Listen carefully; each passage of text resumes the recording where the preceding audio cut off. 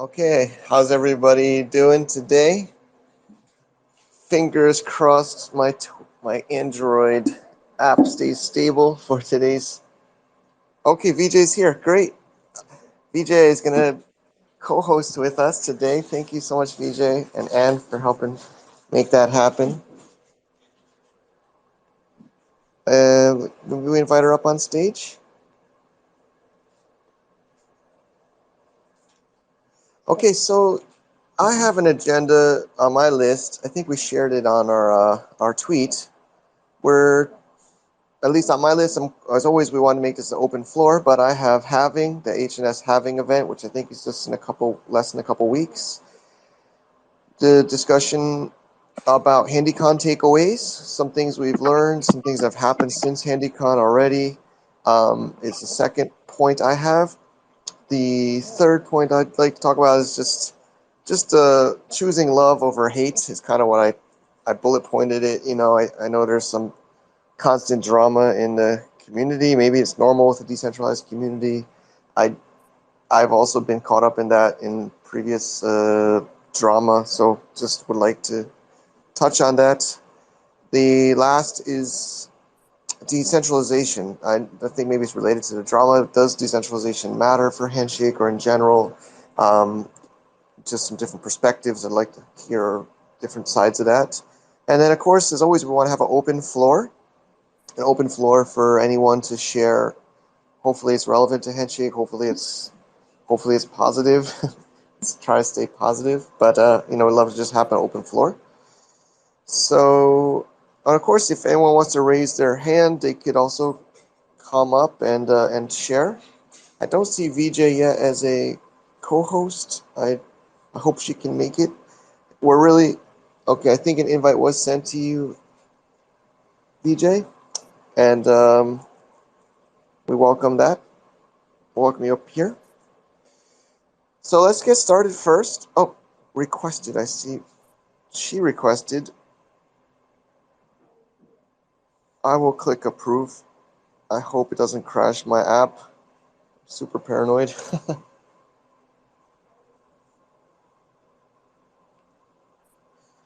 Okay, I accept. Okay, you're here. Okay, VJ, you there? Can you hear me? I am. Hello. How are you tonight? And how's everyone? Great, doing great. Thanks, thanks for coming up here. No problem. I'm glad to be here.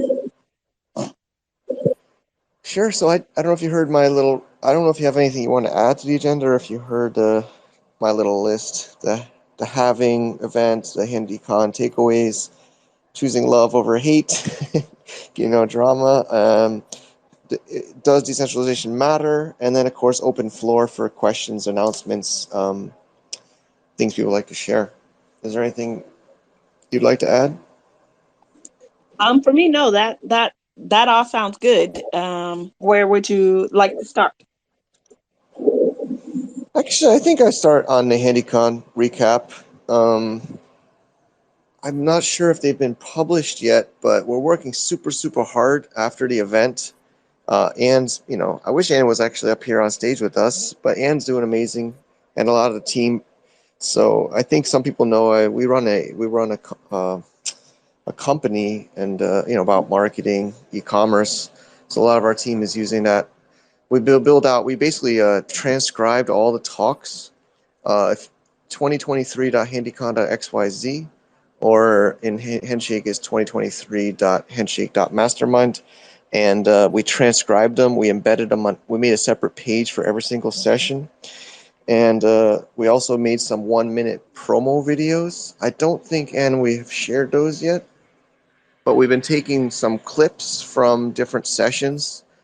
I think my favorite session was, Q&A with Andrew Lee or the founders, which was just Andrew Lee this time. And I think it was HNS Broker and some others saying, is this going to be published? Yeah, of course, all the videos are on YouTube. All the videos are, open for anyone to watch, totally free. So, I think my highlight is we even went back to 2021 and 2022, and we made I think maybe if Anne could chat here, but I believe we've transcribed all of those this year. They weren't transcribed before, but we're just really doubling down on content. You know, we want to just have so much content from this event that's just as easy to find, I guess, for quote unquote SEO or you know, newcomers. So it's been a huge amount of work. We're still not done, I think, making 1 minute video clips, but I think we chopped up like Andrew Lee's Q&A into like question and answer as 1 minute videos. So we also want to make it so that it's easy for people to share. So people could share it on their Twitter or Instagram or wherever. So that's kind of like one of my bigger announcements from post Handycon. It's just a lot of, as you can imagine, multiple days of content of speeches becomes a lot of content. But I'd love to hear your feedback, Vijay. Thanks for sharing, coming on stage at the Handycon too. And how are you feeling post Handycon? Um, I'm feeling good. I'm glad to hear, that you guys are doing all of that work, and sounds like there's going to be some great content. One of my favorite sessions was the ones with the, founder Jeremy with Handshake as well.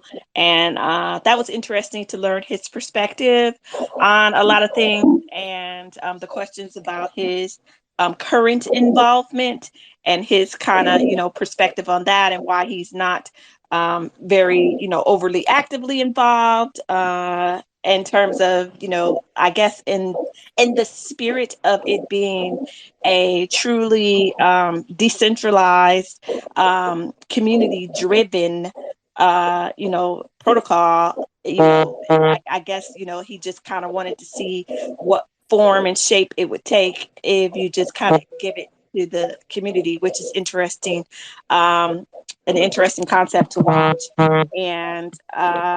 And now I have a better perspective on, what's happening.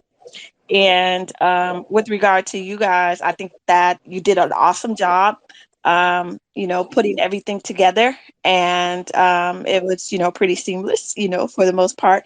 I think that people, felt good about the way that they were able to engage and receive information. And now that I was wondering, what was going on with, posts and videos, and you just explained all of that, and interested to see that roll out, and if there's going to be any kind of I don't know, what are your plans in terms of distribution, or in terms of getting the community involved and helping to disseminate that information, and making sure that more people have access to it. Sure. Anne's chatting to me in DM on Twitter, and she says she just shared the share. We made a PDF. Actually, I think it helped during the Handycon promotions. We make this something called like a share.pdf document that you could download, and we use a file server. If you notice, the URLs are files.shadstone.com, which is our company. It's just you don't have to share that. I think maybe some people shared that link. It's not meant to share the files.shadstone. It's meant that you can just right-click download a video. You can right-click down. It's like a file server. So in this Twitter space comments, Anne says she just shared that PDF link. And so if someone sees, we're trying to make it as easy and clear as possible.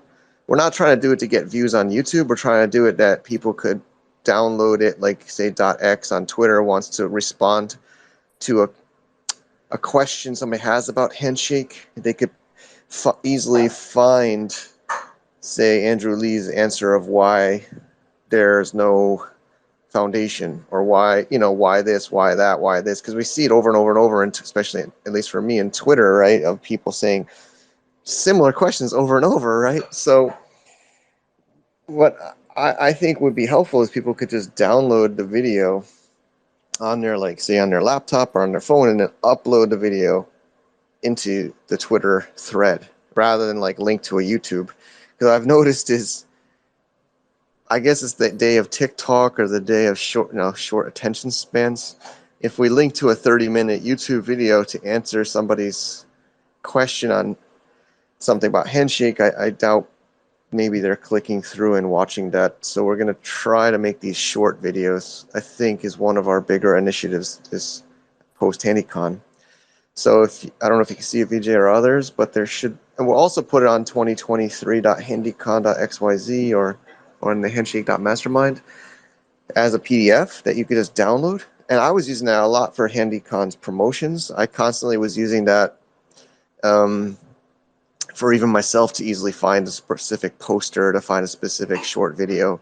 So I hope you and everyone here could easily, because I think half the battle is just finding the content, right, to share. So don't be shy, VJ, or others listening, to just take that PDF, download the MP4, and then uploading that MP4 like wherever you feel suitable to be reused, because I just feel like the same questions keep coming up.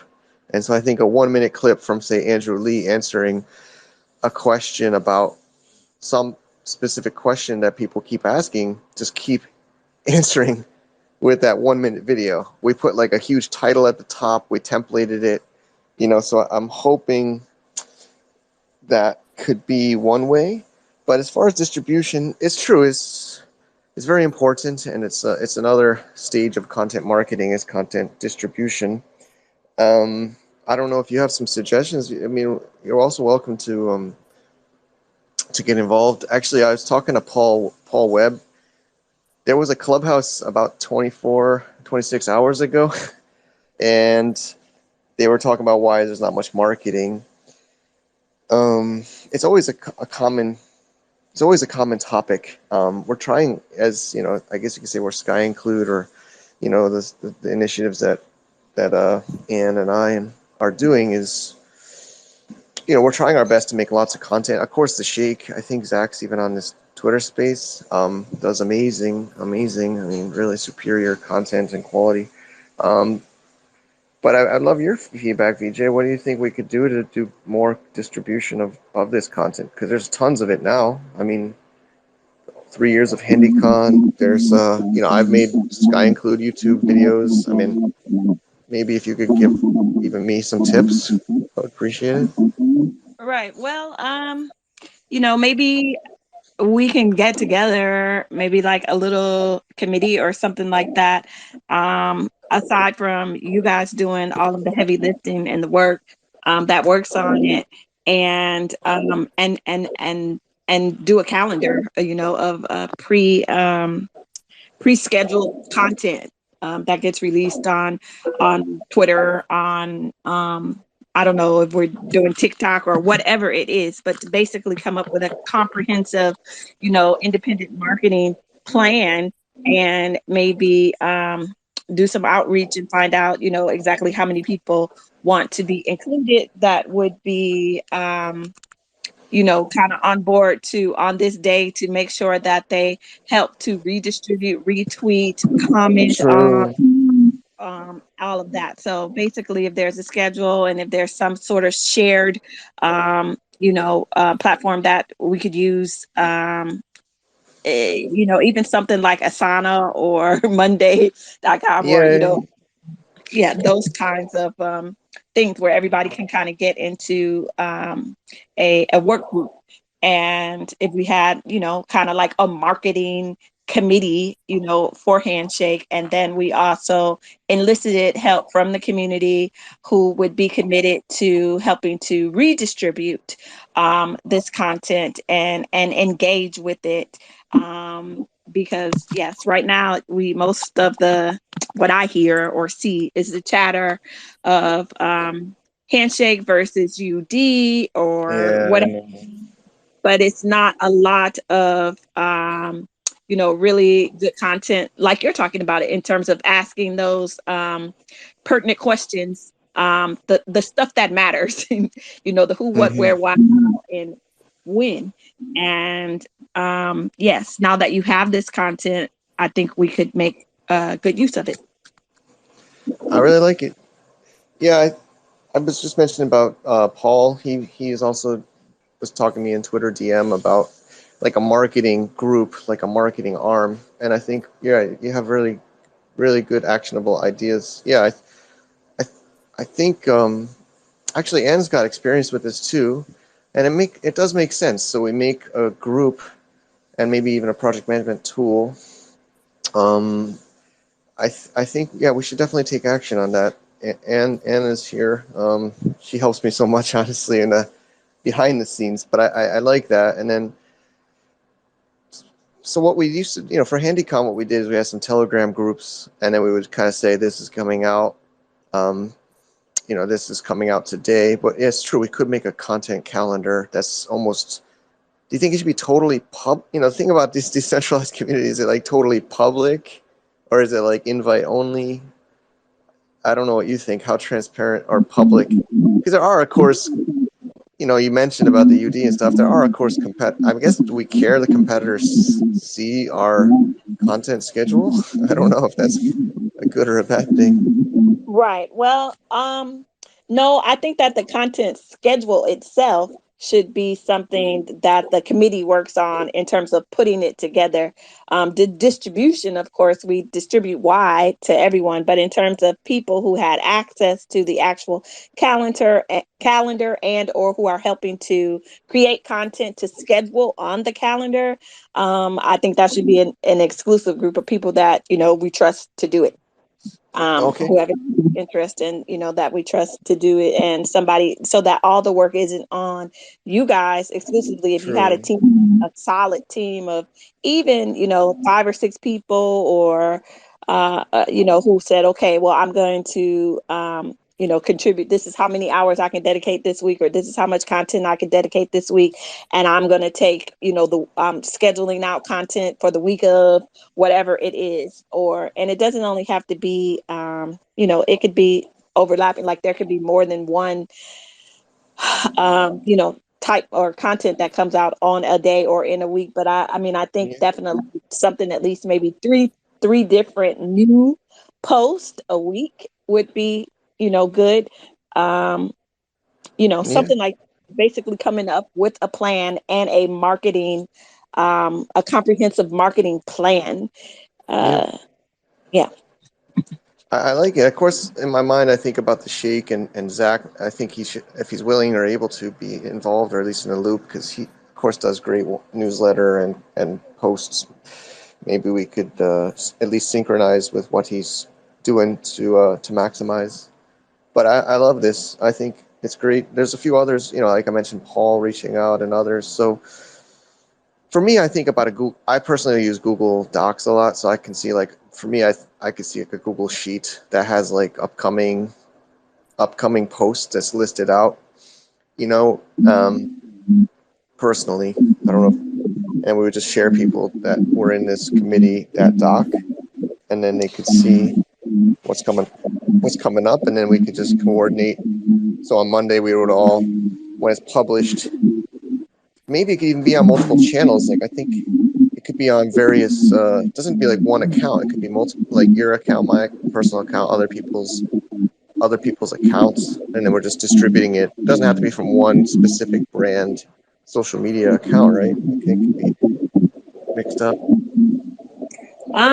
Well, I think that's something that we probably would have to talk about in terms of figuring out what would be the best practices to distribute that, because maybe it should be generated from one account and then redistributed from multiple accounts, because that makes it more viral. You know what I mean? So if I post it and then you post it separately, those are separate analytics. But if it's all being reposted from one central account, so if I posted myself, and I get 10 likes, or 2 shares, that's only 10 likes, 2 shares. But if everyone from the same, if it's posted from a central, a central, whatever, you know what I mean? You can't think of that real time. Yeah. Then if I repost it, then and somebody else reposts it, and 10 people repost it, it's more weight. It holds more weight. You get what I mean? I do understand. I I think. And also, Oh, when go I ahead. was Go. talking about automatic, I meant to put it in a platform, and I do have, I have access to, automatic post scheduling, platforms that I bought a while ago, when COVID, first hit, and they had all of these lifetime deals for Hmm. different. And so I do have that where we could use and we could set it up there. And when I say automatic, I mean not only like the Google Sheet is a great idea, but I mean for it to put it into a system where it will post automatically to multiple platforms and we don't have to worry about it. So meaning that we're in April right now, but May could already be scheduled out and be ready to post automatically without anybody having to do anything. Understand now. I get it.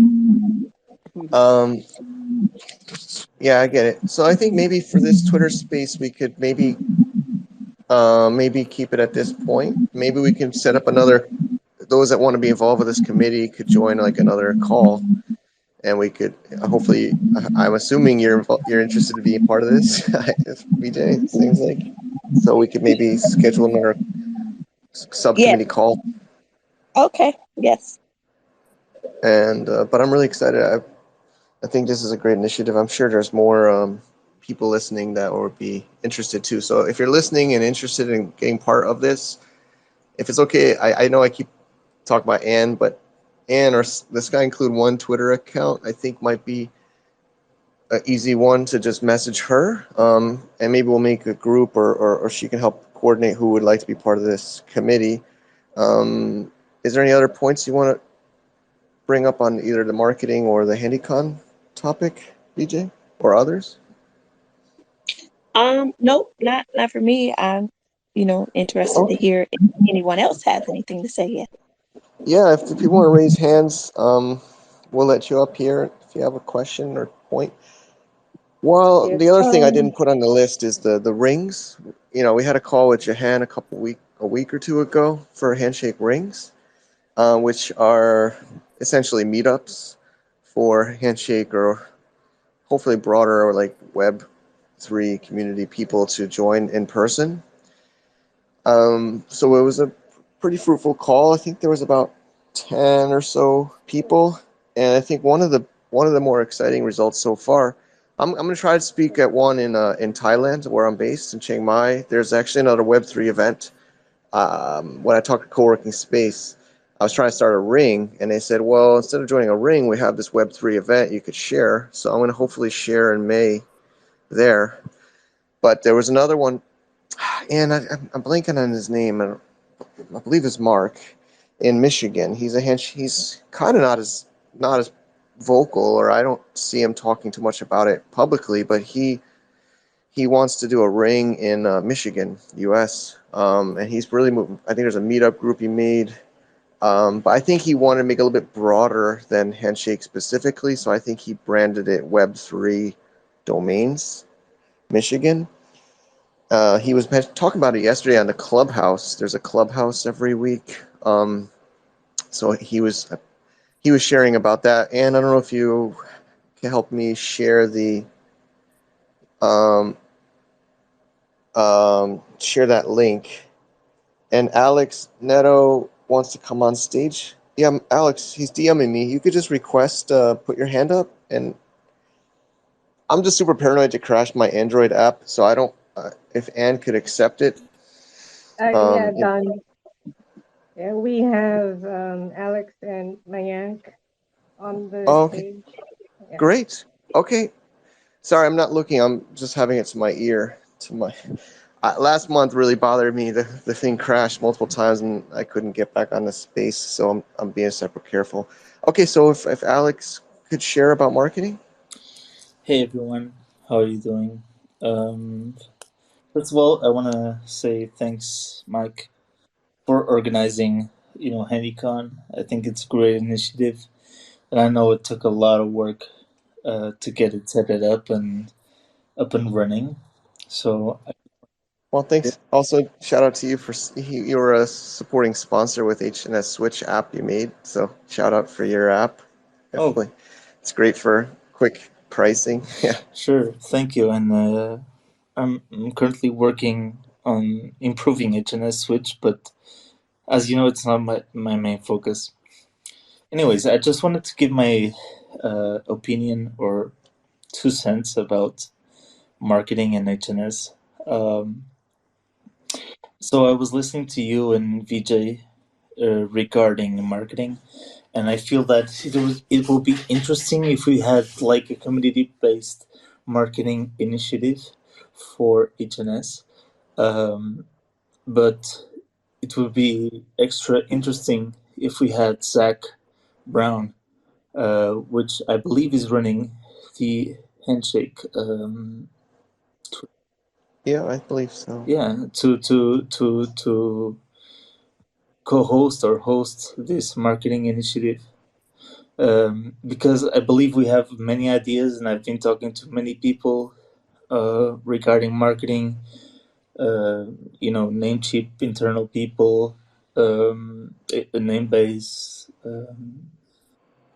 and also know about marketing, and a lot of True. things we can do regarding the awareness of Handshake, which although some people might be thinking of quitting, it's still really really early in my opinion, and we could still we are still on time to boost the reach of what is Handshake.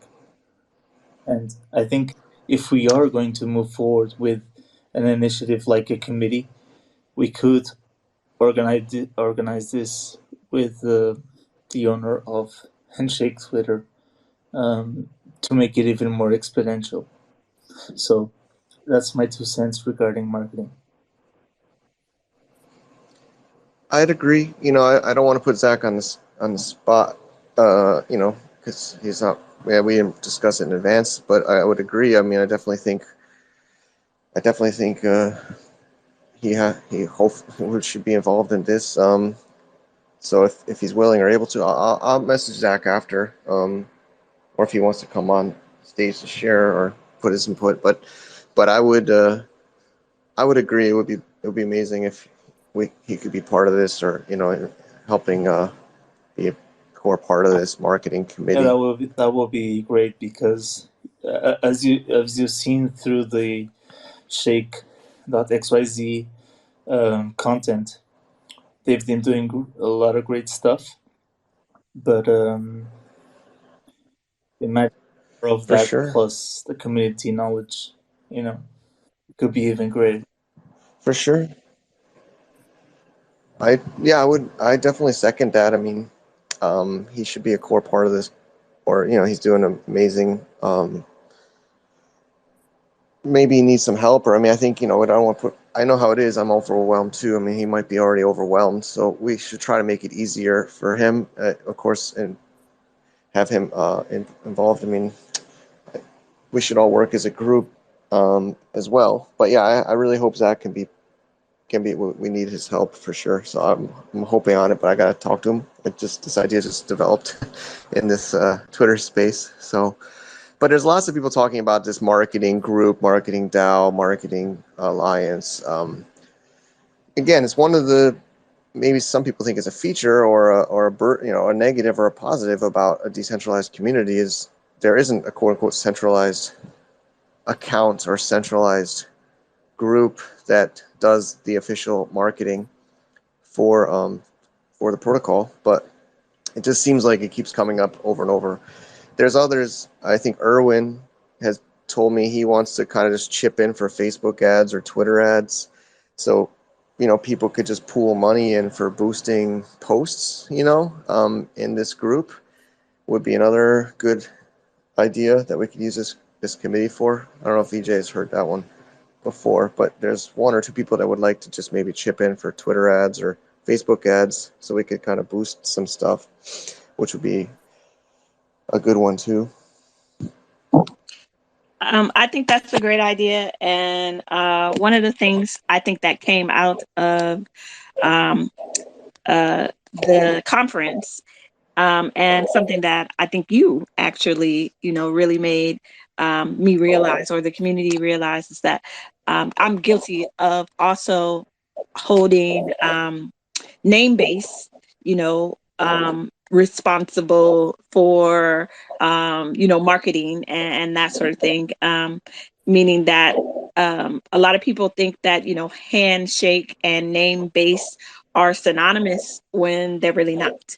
And it is kind of up to the community to do a lot of the heavy lifting, to get together and do, some of this marketing. So it would be great to have them involved as, the biggest, platform involved with Handshake. But I now realize that we can't uh, hold all of the responsibility for the marketing on, or put it on their heads. Yeah. And something that we talk about often, and it's one of the biggest, complaints about the handshake community versus, again, some of the other ones who do a lot more marketing, but actually don't have the utility that they claim that they do Mm-hmm. have. Yeah. Um, and I was saying that, for me, now I'm not positive that it's such a bad thing, because I now say that, handshake is more substance than style. And it's kind of like a stealth bomb. And as we, grow, it will prove, the cream rises to the top. So it will prove to be the best solution for, this whole Web3 um, ethos that everyone is talking about. Yeah, I think that's maybe coming back to the Handycon. I think Aaron's talk from Namebase to CTO was also really inspiring, and I did a little recap video after Handycon. But I mean, it was a reminder, like you just to reiterate what you had said and what we've been saying, what we said towards the end of Handycon. It's the communities. I mean, it's human nature to kind of have someone else that you hold responsible, right? I think all of us, it's like why Namebase or why somebody else doesn't do marketing, but they really have changed. The whole Namebase company, I feel, is different from what I recall. That the team is different, and they're really developer focused more than marketing focused. I think maybe the first version of Namebase, of course, there was developers, but I feel like was also more on the marketing. Of course, we all remember our friend Johnny Wu, and he did really great with this newsletters and the media updates.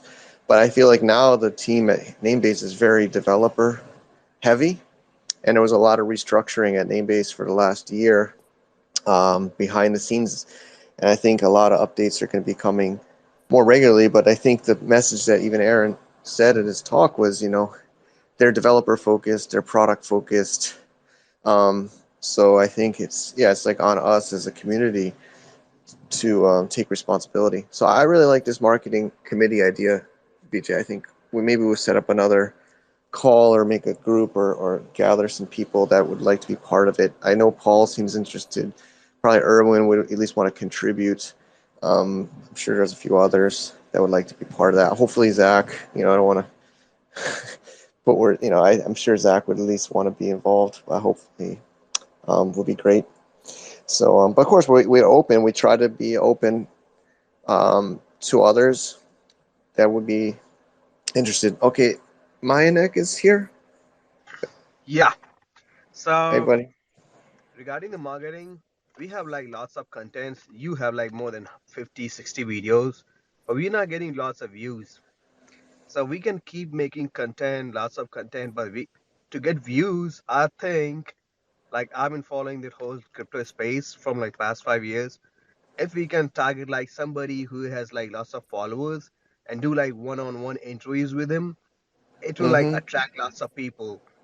Like content wise, what can you make? It's like it's not endless, right? We can make about handshake, I can whatever, but it will come to an end.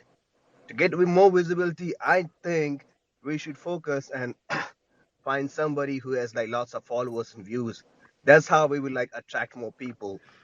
That's what I feel about, Mm. because like I've seen that's how it happens. Like lots of people go to YouTube videos and they just watch their like favorite YouTuber, and that's how they come to know about projects. Even if they don't understand about it, they jump into it, and so, like eventually they will find about like what's the truth about it. So yeah, that's my 2 cents about the visibility. That makes sense. Um, so I don't think I finished my thought on earlier, but the clubhouse yesterday, and actually Daniel, he's got a longer name, Daniel Harrison, I believe. He's he spoke at Handycon. He's stepping up to help with listings and things and Handshake, which is awesome. And I think we all will. But he's also approached me about doing like a more high quality, high end interview series with some of the original investors or original people of Handshake as a series. Um, so I told him he invited me to maybe be a co-host with him and make it like a series, and I said sure. But he was hoping to get like some of those early, I don't know, those big headline investors that invested in Handshake early on. Um, if anybody here could get through to them too, but yeah, like the idea is like reaching out to those original famous investors from Sandhill Road and getting them to share why did they invest in Handshake and what's their vision, etc. Or maybe not even really pushing them to talk about Handshake much, but just by having the association that they did, and getting their making a series. So that was another idea that he approached me about, I think last week, and he brought up again yesterday to the clubhouse call. But yeah, I do agree with you, Mike. It's actually kind of frustrating, um, that there's influencers, right? And basically, you're saying influencers, I think, right? Famous people with big followings. Um, Yeah, a there are lot like of so them, many I think, people. they need There are so money, many though. I people. don't know. I understand. I understand we all need to make money, but I guess we'd have to. I think you have to pay them. I think they don't even tell them publicly, but I guess we could contribute money to them. But I feel like it's pay to play with most of those influencers, especially in the crypto space. Maybe they don't say it publicly, but I'm pretty sure they say like, "Here's my rate card," which I guess we could, or maybe we could even pool funds together. Like Irwin, I could chip in. Some other people could chip in. But I feel like those influencers are not usually free. I mean, of course, I've personally been interviewed on those for other projects I've done for free. But usually, if you approach them, if they approach you, it's free. But if you approach them, usually they want you to pay. In my experience, I don't know if EJ or you have feedback, but I guess we could just pay them, right? Through like a Yeah, committee fund. most of them charge. Most of them are there for money. But we got like not the investors. The developer Joseph Poon. He's like superstar of crypto. I don't know where he is. If he comes out to do an interview, so many people will be like paying to do an interview with him, because everybody wants to do an interview with Vitalik. And Joseph Poon is like same kind of personality in crypto space. I don't know where he is. We don't get like access to him. But yeah, Andrew Lee is cool. Everybody's cool. But yeah, Joseph Poon, if we can get hold of him and just ask him like, hey, like 2 hours, 1 hour, any month, then I'm pretty sure like Okay. so many good like YouTubers who understand this thing, they'll be ready to do it for free. Trust me. But we cannot Okay. get hold of Joseph Poon. Like if somebody can get a hold of him, I'm damn sure like so many people will run to you to, hey, I need his time. So yeah, Mm. if you can try, that will be like very helpful. But I'm damn sure Okay. everybody charges money if you're not famous.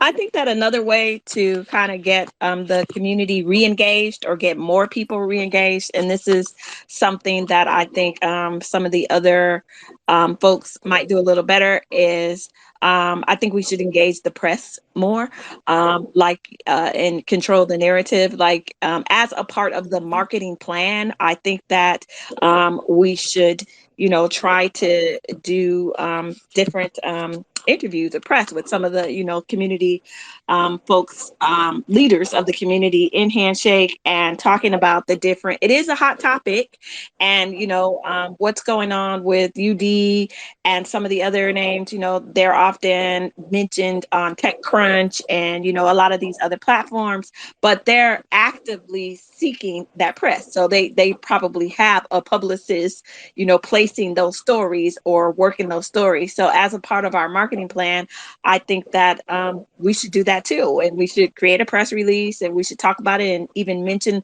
some of these original investors that you talked about, whose names carry weight. And then, in terms of when this article hopefully would be distributed, or we can get some things published, it could be retweeted and, redistributed, but also get some of those original people engaged or re-engaged.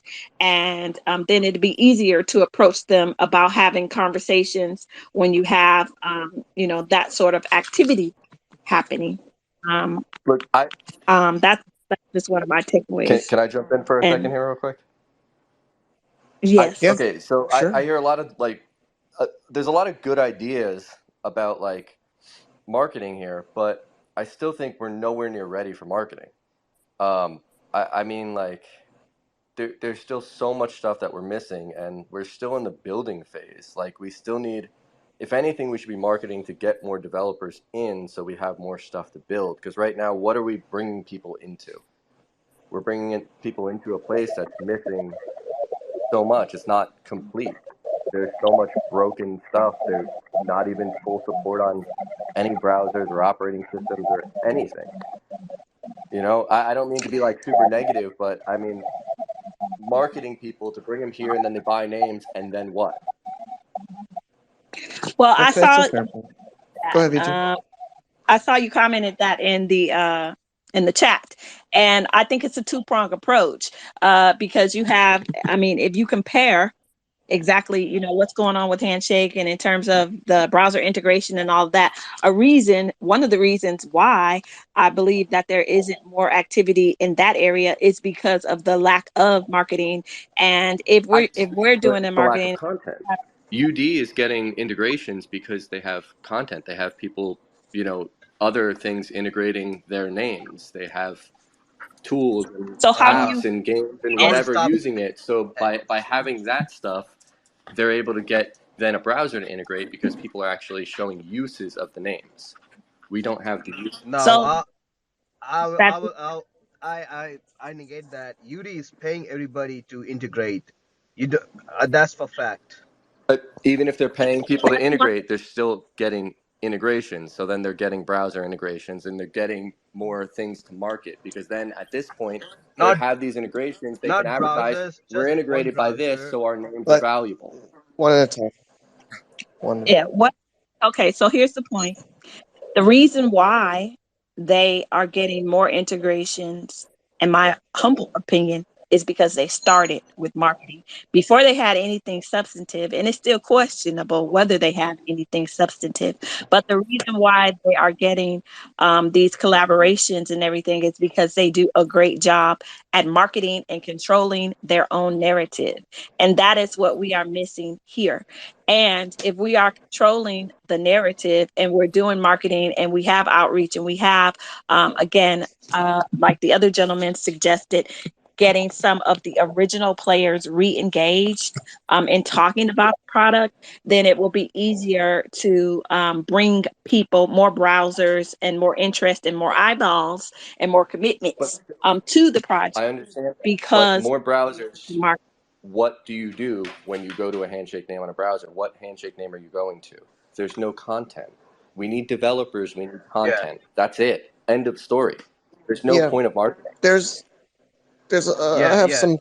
I have a couple points. So well, I've just gotten to Shenzhen, but I briefly went through this Web3 festival in Hong Kong. Jahan is spoke there yesterday, if you saw on his Twitter.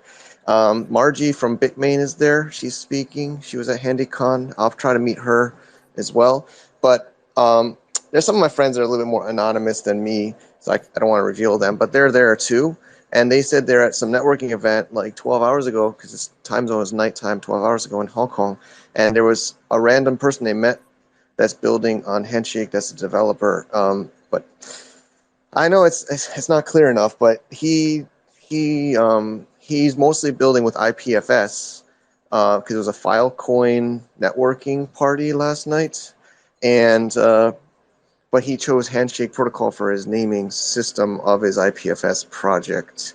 But that's still in development, but he's the developer. I think he's from the US that's there, and they were drinking, and that was 12 hours ago, he told me, like before I went to sleep. And I do agree with Jordan's point of maybe we do market to more developers. I think that's what the airdrop was meant to be for, from the founding team that created that airdrop, was to try to, which did get a few at least, these developers. But it's always, it's a classic chicken or egg. It's a very Yeah, classic true, chicken or egg. true. Yeah, I Developer agree. airdrop is kind of When you a huge marketing failure for the B2, most part, though. That only a couple people claimed it, and there's just so much money locked up that no one will ever claim. If in my situation, the airdrop was too limited. A lot of people didn't have enough followers, or they lost those keys from when Yeah, actually I know some taken that and all lost their that. So, keys. like for me, yeah, I had a GitHub account for a long time, but I just never had followers on GitHub, so I wasn't part of the airdrop. So like a lot of people just It's a didn't meet the bummer. requirements. And I mean, it was a small airdrop anyway. It was just so many people, which made it to be a large amount of like money total. But like, I think that's where the focus needs to be, on just getting as many developers involved as possible, and then having content. Once you have content, it's so easy to market. It's just, so that's Yep. why Yeah, yeah, I'm coming up with a comprehensive marketing plan that is a multi-pronged approach. It's still marketing though. So we're not talking about necessarily marketing to the general public. We're talking about creating a marketing plan that will get to the end goal, whatever the objective is. So for instance, if the marketing plan starts with outreach to developers, how do we do that? We have a committee and we're saying, okay, these are all of the points that we need to cover. These are all the benchmarks. This is the roadmap. How do we get to point A to point B to point C? It's not one thing. So in terms of everything, I don't think that we're saying there's no marketing, because there's different types of marketing, and there's different kinds of groups and different demographics, even that you're marketing to, different psychographics, all sorts Yep. of things different. So that's what coming up with the committee and coming up with a plan and a roadmap for marketing, and exactly what the outreach needs to be and to who, what and when, is what we need to do, in my opinion. I'm mostly excited because VJ sounds excited, and I think seems like you're willing to be part of, pretty helpful part of this. So I mean, of course, I'm excited. But yeah, just to maybe my also interpretation, or my summary of this is, marketing doesn't mean, of course, the classic word of marketing means like Facebook ads or content, but marketing also means branding, and marketing means positioning and targeting. So that could be like, if Jordan says developers, then we could market to developers.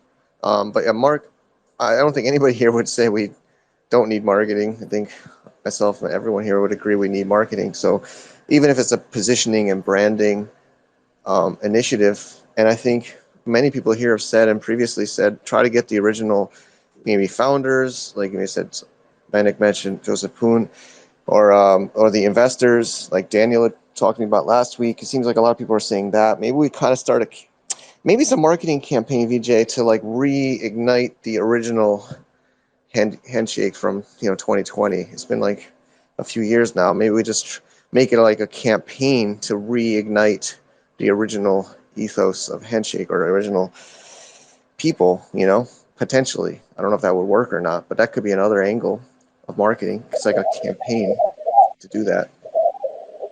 Absolutely. And I think there needs to be, several different initiatives, again, with regard to campaigns, not just one thing, and not just to, like we said, not just to one group of people. That can be one campaign, and then we can have another campaign where we're trying to do outreach to new developers to educate them about the platform and the protocol, and getting and coming up with some initiatives for them to build, or some ideas, or even something like a I don't know, a think tank, or whatever else. But I think that these are all things that, if we form a committee, that we can talk about and create a roadmap I and a like timeline. Yeah, also Raul was putting together a group for like a little bit more on the meme side, I think. But we should also engage with him. I think let's maybe schedule maybe next week, if it's not too short notice. Maybe we can try to put together a more like maybe a Zoom call for those that are interested to join, or of course maybe we try that as next step. But I agree, marketing doesn't just mean like getting users. Marketing just means positioning, branding, voice, like you said. Like, of course, centralized projects. I don't even want to bring up names. Of course, we have everyone's thinking of one top of their mind here. But in anywhere in the world, right, a centralized group has an advantage because it is easier to do things as a centralized entity or group versus a decentralized. I've learned this with Handshake. It's so much more complex because there's so many different opinions and strategies and thoughts, and so but we think we do need to have a little bit of more organization. So thank you again, VJ. Let's do it, and maybe for today's Twitter space, maybe move to the next point. But I think the action item is, start to put this committee together, maybe arrange a call to brainstorm this next week, maybe start to make a draft of a document. I'm really excited for this. One last point on that. For me, even if we put together an official committee, I'd be interested in seeing if we could do some research about what different universities are working on Web3 initiatives, and tapping into some college students that we can pull in as interns that have time and energy to excited about this and help to build, and basically using all of those kinds of resources. But again, it takes bandwidth and manpower to do that, and as it's probably too much for one person, but as a group, it's something that we can probably achieve. Yeah, I that's love a it. I good love it. idea. Yeah, I've Okay. been trying to do that. I'm trying to contact like where I graduated from the computer science department to get like some students involved, and I'm still waiting for a response. But yeah, that's definitely a good idea. Like, we need developers, as Jordan said, but we need like general people to view it too. Perfectly like a chicken egg problem. So yeah, I like that idea. Let's target like college students. They are like more enthusiastic, and everybody wants to learn the new thing, and that's the new thing. Okay. All right. All right.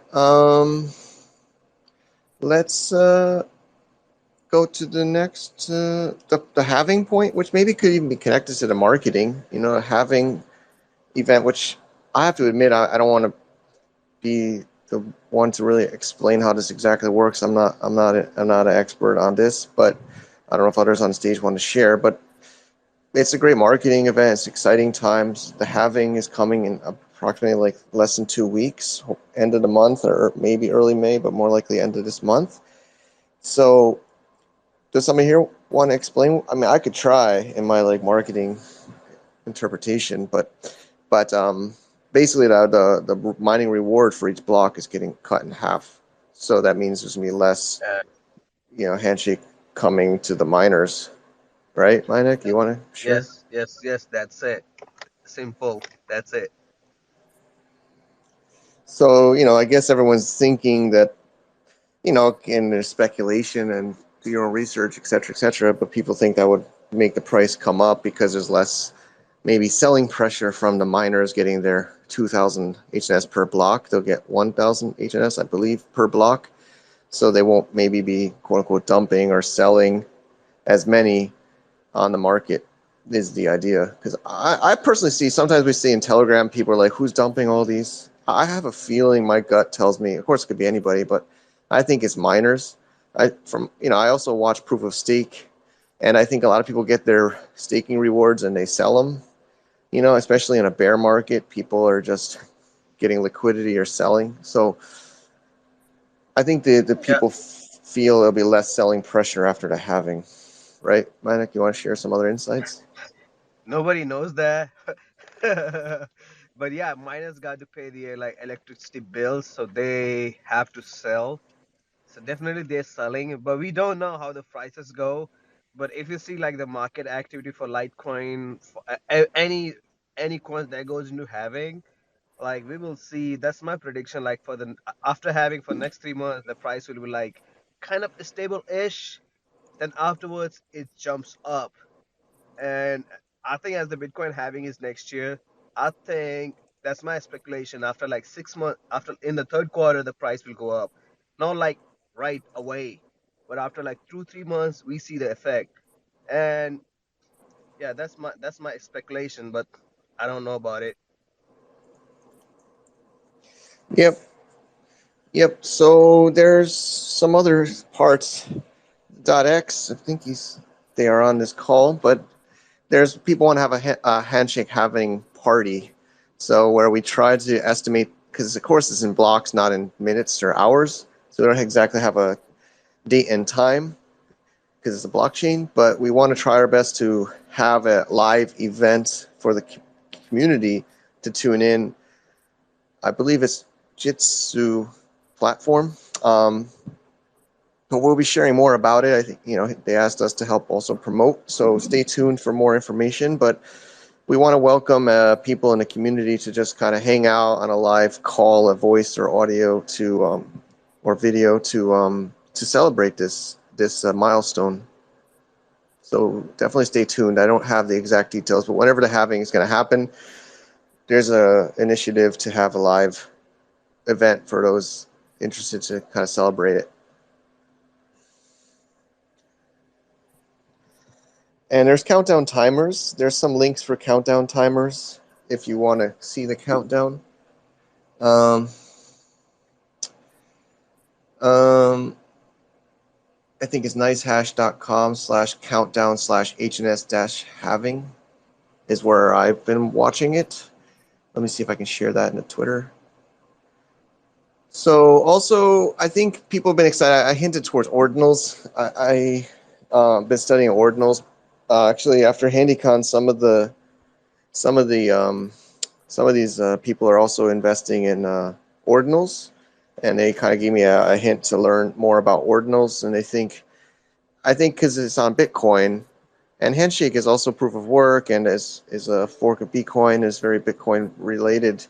They were also kind of giving me the feeling like it might make sense for any kind of quote unquote. It's not really an NFT, but inscription or any kind of art would be best on Bitcoin versus these other like Ethereum based types. So I haven't said it yet, and I guess it might be the first time. I'm still learning it, but we are able to inscribe 48 ordinals before the 1 million ordinal mark with Handshake logos in different styles. So we're studying to do that, but the idea is we might add these. We'll add these into the auctions of future Flamingo Handshake auctions. It's still getting pending with like Magic Eden. There's different marketplaces it's got to get added to. So like, it's getting kind of set up with the JSON file and into these marketplaces. But we're going to kind of launch a small 48 collection for Handshake ordinals when the sub 1 million mark. So that's a little. I'm going to see if we can pull it off around the halving or the next Flamingo Handshake auction, but stay tuned for that. I think it's going to be exciting. Hopefully you can also get a little bit of exposure from the Bitcoin and ordinal community. Just felt like it especially for time. The thing about ordinals is it's a series-based number series, so inscriptions. So I hope to have more information. I'm gonna make a video about it, but just a little teaser. I've been hinting about studying ordinals, but we have a 48-piece collection for Handshake that was made on the Bitcoin blockchain, which is I think pretty memorable. So, any other points on the halving or these halving events and other things about that, BJ or others? No, I'm just interested to see, the outcome. Yeah, I'm just Mm, curious if anybody has seen, I guess like another smaller coin go through a halving before, because I haven't really been around crypto, and I know like there's a lot of talk about like Bitcoin and stuff like that, but Bitcoin is like huge. So I'm curious of like what a halving looks like for a small coin. I don't mind. It might be the best. Seems like he has got some insight. I did not follow like lots of small coins, but yeah, I found the same thing. The price gets in like after 3 months. It doesn't show like right away, but after like having lots of like press cover that news because they have to print something and they do print about it, and I I found like after 3 months the price shows effect like not right now. Does it So let's see stay how it up how it though, plays. or does it just shoot up like from hype and then crash back down? Because my concern is like I have a business mindset. I run businesses. This is my thing.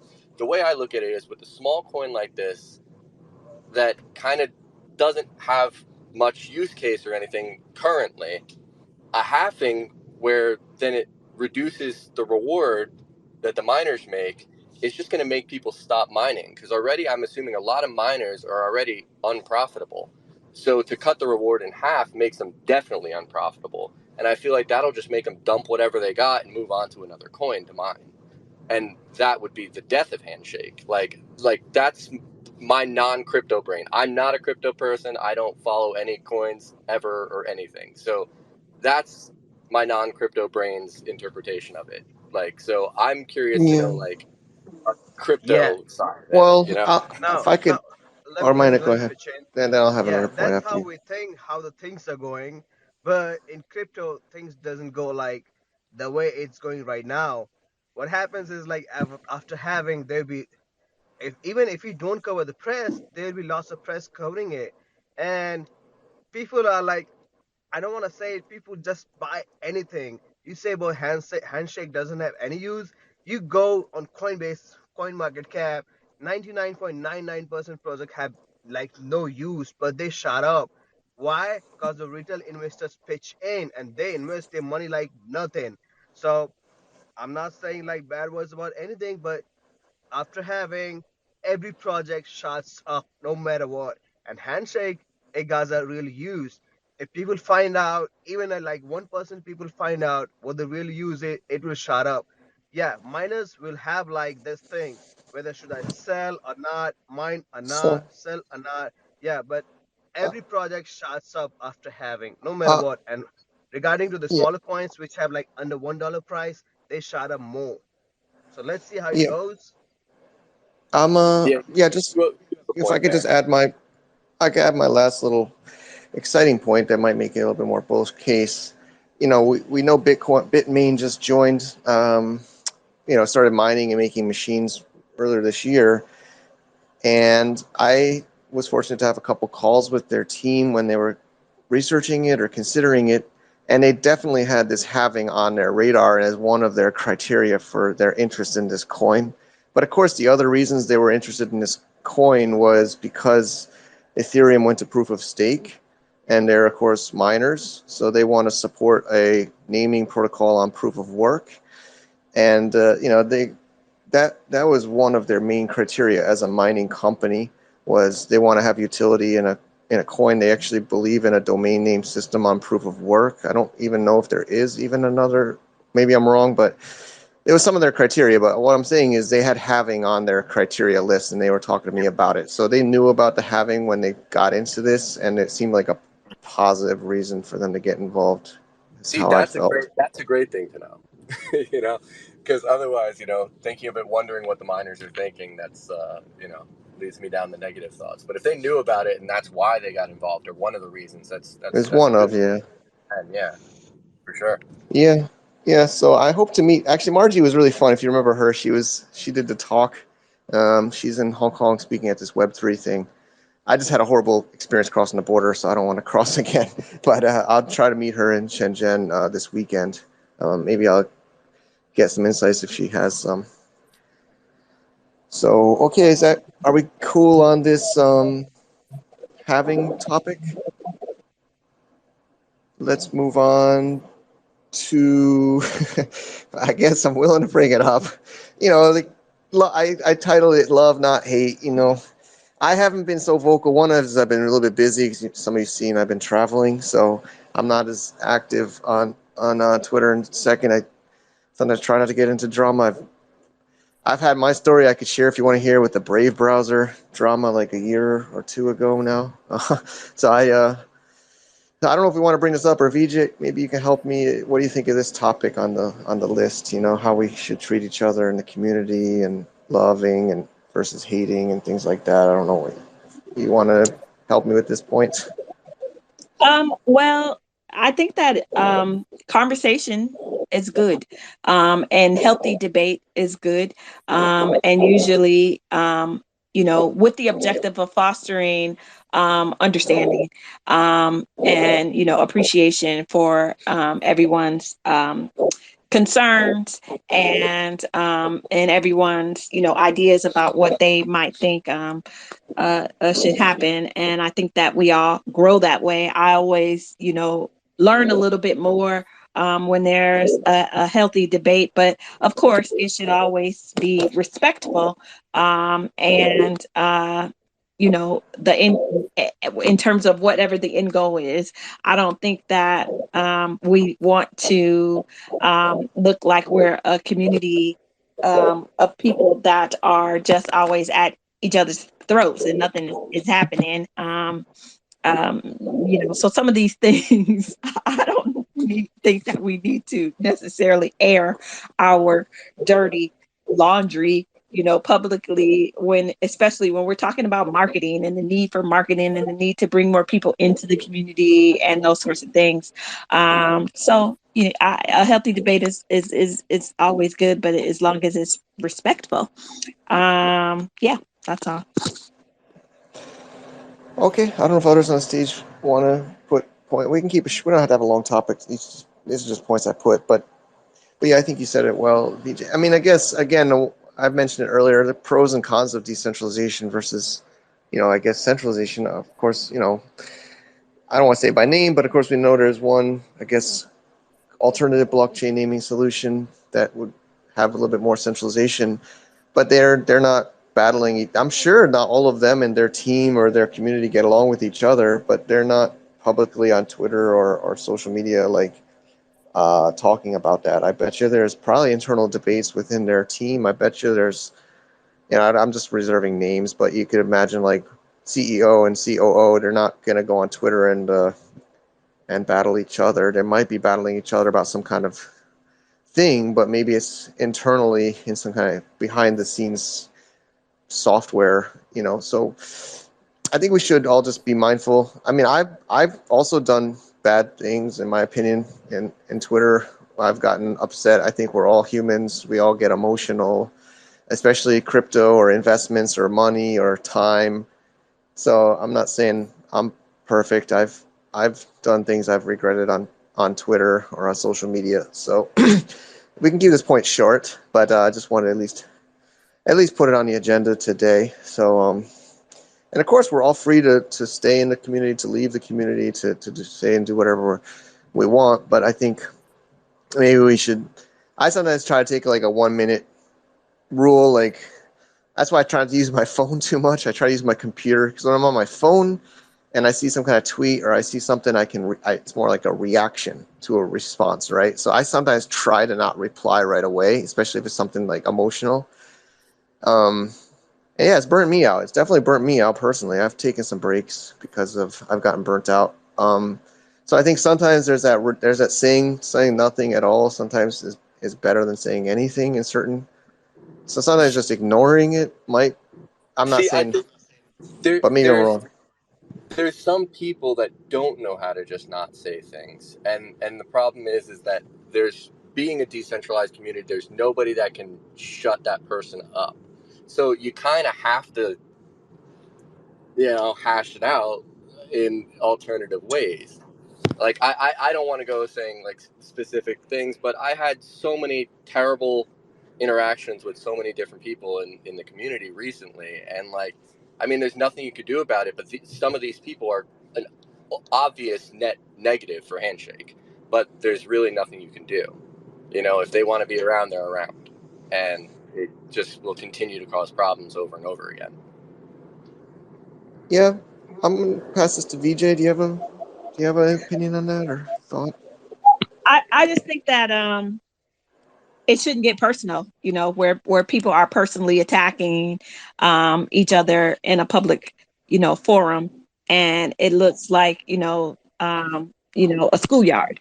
I just think that, the best practice is to keep it as professional as possible and on topic, in terms of what exactly is the problem with in terms of the community or the protocol. Are they doing something but that is jeopardizing the overall project or community versus any individualized personal kind of like perception. I just think that we should refrain from name calling and personalizing things and being emotional on a public forum, if at all possible. You know, because we don't want to kill the project.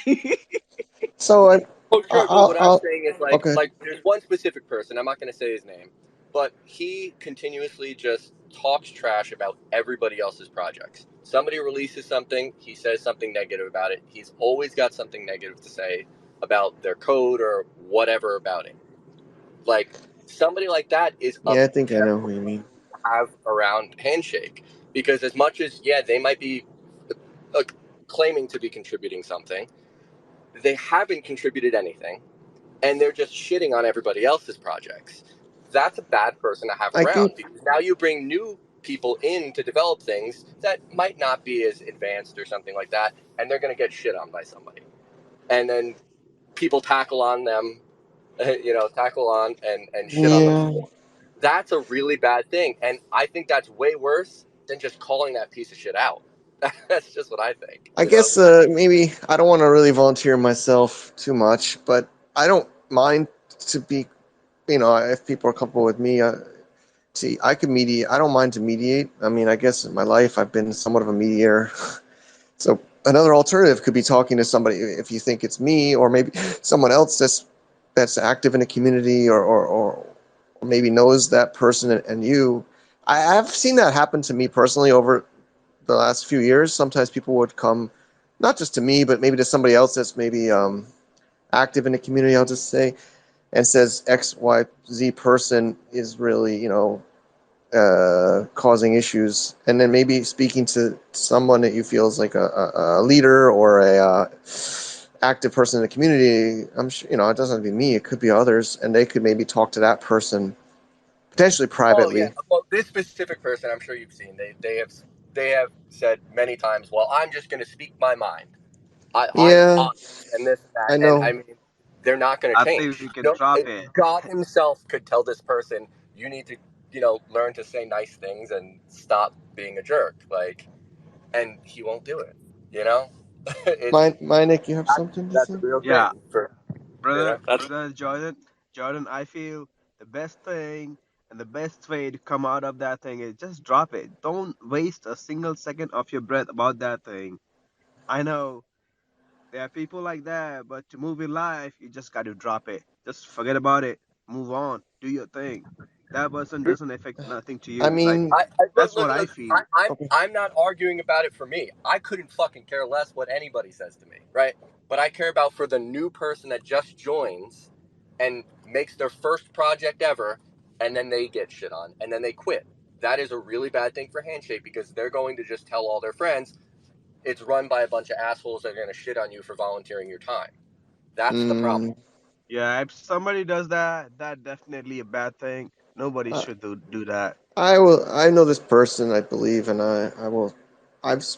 I mean, I believe I have somewhat of a relationship with this person. I'll speak to them privately, but I do understand. It's happened when, I think, even besides that person, other people in this community have scared of. I'll just use the word scared. Have discouraged others, new people, from being involved. Luckily, it's an open protocol, and those people have gotten back involved. I'm sorry, it's just a public forum. I don't want to use names, so I'm just gonna speak Yeah, more I'm trying generally. not to. But I'll later. yeah, we can I'm chat about it. But interested VJ, to go know. ahead. I'm interested to know, Jordan, because I've been seeing some of the chatter and tweets going on, and about you're talking or suggesting that you may be not being involved as much. So happy to see you here.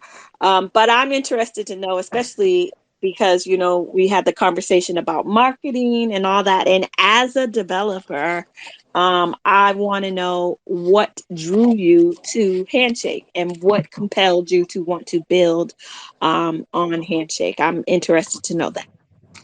Yeah, I'll message you, but I'll just answer real quick about like what brought me in. I actually know one of the Andrew Lees, the one that ran private internet access, and he would just always talk about Handshake while I was working with him on another project relating to IRC, and eventually I just checked it out and I was like, okay, so this is actually a crypto that has a purpose. So I was in.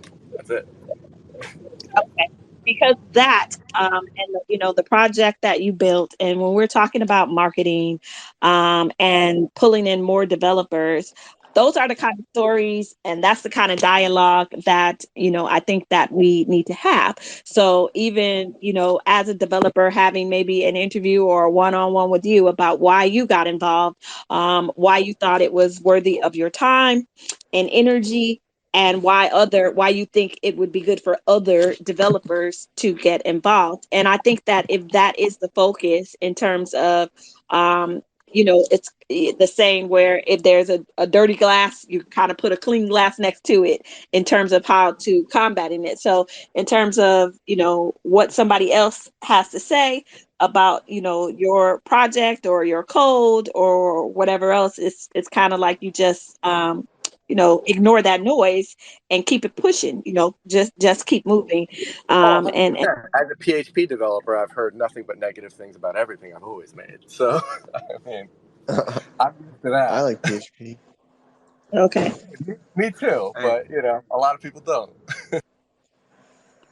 All right. Okay. Well, yeah. I mean, I just want to also second VJ. I'm happy you're on the call, and if there's something I can do, Jordan. Again, after Handycon, I switched to trade show mode. I'm in Shenzhen right now. I've been all over. There's somebody following some of my updates, so I'm not as in the weeds. But it's supposed to be a month of April. Its trade show seasons are in April and in October, so that's kind of taking my energy just traveling. But yeah, I would love to talk to you, one on one or whatever. See if I could help. Um, yeah. Okay, so maybe it's quiet on my side. I'm hoping it's not my app crashing. But No, you're good. okay, great. So the next point I have on the list is, does decentralization matter? Which I don't want to. I think some people here don't think it matters. Some people think it matters. Is that what Handshake's about? Is decentralization, or is it not? I think it's a good topic. Does somebody want to start that? VJ, you're co-hosting. Maybe you can help. What do you interpret that point as, or what are your thoughts on decentralization in general, as the importance of it? um Considering where we are in the world right now, and looks like where we're headed with all of this activity in terms of what's happening with banks and even this new Fed Now system. that people are a little bit leery about. I think that decentralization is going to be even more of a topic. Uh, I think that with regard to people having control of their, own data, and the subject of sovereign ownership, are important topics for the future. And right now, with the world economy and everything that is happening, I think that even with regard to the housing market, the banking market, the job market, that it's kind of scary, and that people will having decentralized systems will basically make people, the masses, once everybody catches on, I do believe, feel a little bit more secure, and like they can have control over their own lives. Yeah, so my point is, I mentioned my trade show season stuff. My community there is called Global from Asia. If you go to Instagram.com/Global from Asia, it says account suspended. I don't even know what I did. It got suspended in the last 5 days. I don't know if something, maybe I don't know. Instagram deleted my account, and I spent years posting on there, putting videos, content. We built up like 1,000 or 2,000 followers, organic and Instagram, and the account got deleted. Literally, Anne is helping me find out if we can get it reinstated, right, Anne? I don't know if you want to speak up, but my Instagram account for my cross-border community got deleted by Instagram, and I don't even know why. I don't talk about anything political. I talk about China, yeah. I talk about Canton Fair, trade shows, Amazon FBA, e-commerce. Why did my account get deleted? I don't know. Maybe I don't know, but it got deleted. That So I happened. I know just I'm found out kind of on the yesterday. record of being negative about decentralization, but it's not because I don't care about decentralization. I think it's cool and important. I think that people just don't care about it. The average person, that is, doesn't care about it because they don't know they need it. So for me, yeah, it matters, but not to most people. Well, But I I mean, think oh, go ahead, VJ. you're but that is when we talk about handshake, and we talk about marketing, and we talk about doing it in steps, and talked about building a lot and having an infrastructure basically for people to be absorbed into. So that is the important part first, to have that. And I do believe that as we move along, it will become more and more important to people, especially as things develop. So I think there's a place for that in terms of marketing to the masses and letting them know about decentralization and why it's important. And I think that because of everything happening in the world, that it is that people don't know about decentralization, the masses, beyond like developers and beyond people who are in crypto and into Web3 and the D Web and all of that. But I do believe that it will become an ever more important topic over the next couple of years. 100%. Yeah, it's just more of making people realize that, because right now, I mean, everything has been on the trend upward of the more convenient something is, the better it is. Yeah. It's gonna take a while to start reversing people, in my opinion. Also, to Yeah. jump off of that, I do feel like there are, uh, hmm, in the handshake community, I guess in like crypto at large, there seems to be this mindset that decentralization for the entire stack is the only way forward, and that just doesn't make any sense. I feel like a lot of people say decentralization just for the sake of decentralization and to pump their coins or make their project more important. But like Jordan said, that's not really going to push the needle. What is people like Mike who have communities that just get ripped from them by these opaque companies saying like, yeah, we don't like you because you're touting stuff about China, and there's some sort of xenophobia stuff going on right now with the U.S. and China. The way to advertise Handshake is to create your own community on Handshake with your own TOD, and then be like, hey, we got our community yoinked from us, but we built it back bigger, stronger thanks to Handshake. I feel like that is the angle, or one of the angles, that we're going to have to try and like push in order to get the quote unquote normies to fully comprehend what we're about. Yeah, I mean, decentralization has to have a purpose for me, and like Handshake has an obvious purpose, Yep. like with the whole ICANN situation. For me, DNS is already decentralized, so decentralized SLDs, they just don't really make any sense to me. You can choose any DNS provider you want. It just doesn't make any sense. But yeah, I don't agree with decentralizing the entire stack unless there's a purpose for that, specific thing to be decentralized. I mean, I guess I've lost domain names. I've gotten emails from GoDaddy that says some lawyer emailed them a letter, and they just delete my domain. Oh yeah, that comes down to the ICANN level though. That's the root level. Like what I'm talking about is like, imagine Cloudflare. If Cloudflare says we don't want to host your domain anymore, your DNS anymore, well, you could just move to Amazon Route 53, or you can move to literally whatever. You could spin up your own name server. Like the domain itself doesn't need to be decentralized because you have your choice of millions or be your own name server provider.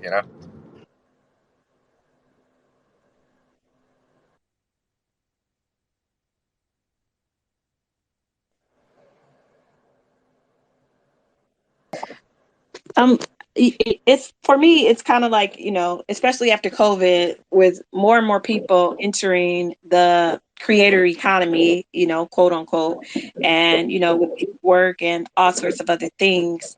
The job market has just changed. Markets have changed in general, and people's, perceptions about life have changed. And I think that being able to build, and again, the whole stack doesn't necessarily have to be decentralized, but when we're talking about decentralization and names, domain names, the average person doesn't have a domain. Maybe 1 out of 1,000 people, or maybe even more, 10,000, have actual domains that they're marketing or building on. But people do have, their own platforms via social media and those sorts of things, and everybody now is a micro influencer, whether or not it's in your own social network, in terms of your sphere of influence, as an individual, with your family, with your coworkers, or whatever. But like Mike just talked about, having built that, and then in the world that we live in today, where your whole identity is tied to, say, like your social profiles and who you are online, is becoming more and more important. And in terms of the regular everyday individual, although they may not have a website, they all do have a web presence, and being able to have that be something that they control and can control is the part that I think needs to be imparted with regard to understanding and appreciating decentralization, and why it's important for an individual, as opposed to just, marketers or entrepreneurs, or, business people who are building websites. Yeah, That's my I purpose. think I'll just 15, 20 years ago, okay. people weren't as techy. Everybody is so techy these days that like more and more people are getting domain names just to have their own personal email address even, or something like that. So, I mean, I think as time progresses, more and more people are going to be getting domain names, even if they Yeah, don't plan on hosting a website.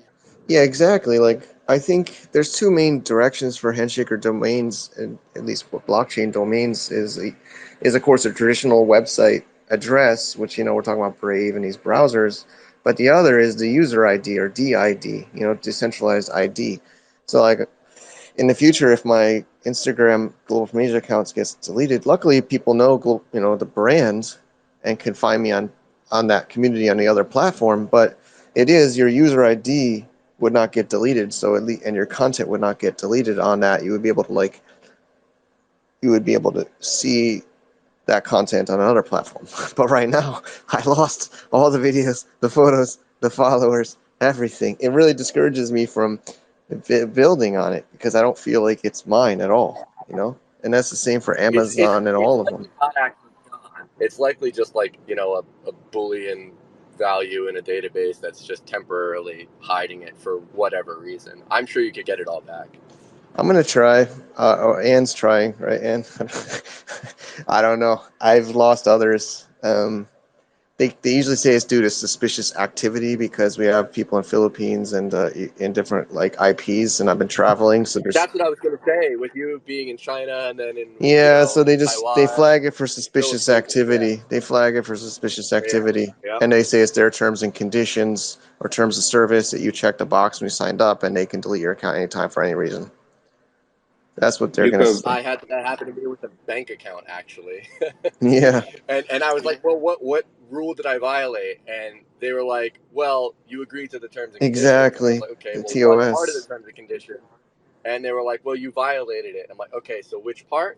And they just Hmm. kept going on and on and on, and then linking me Exactly. to the TOS, and then saying which thing did I do wrong, and then linking me back to the TOS. So it's Yep. like, okay, so nothing then, got it. Exactly. Same with Amazon. Yeah. I sell on it. I think I think you're also involved in Amazon.